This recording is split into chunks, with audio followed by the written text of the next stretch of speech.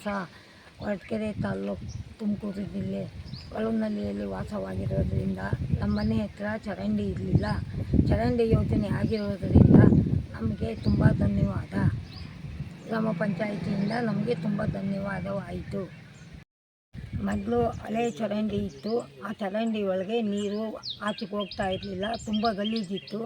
ಈಗ ಹೊಸದಾಗಿ ಚರಂಡಿ ಮಾಡಿರೋದ್ರಿಂದ ತುಂಬ ಧನ್ಯವಾದಗಳು. ನಾನು ಮಲ್ಲಿಕಾರ್ಜುನಯ್ಯ, ಕೊಳವನಹಳ್ಳಿ ವಾಸಿ ಮಾತಾಡ್ತಾ ಇರೋದು.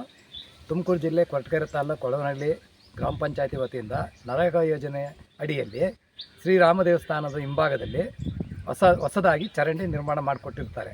ಇದಕ್ಕಾಗಿ ನಾನು ನರೇಗಾ ಯೋಜನೆ ಮುಖ್ಯಸ್ಥರಿಗೆ ಧನ್ಯವಾದಗಳನ್ನು ತಿಳಿಸ್ತೀನಿ.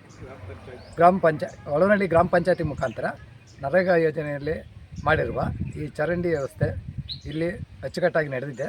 ಅದಕ್ಕೋಸ್ಕರ ಧನ್ಯವಾದಗಳನ್ನು ತಿಳಿಸ್ತಾ ಇದ್ದೀವಿ.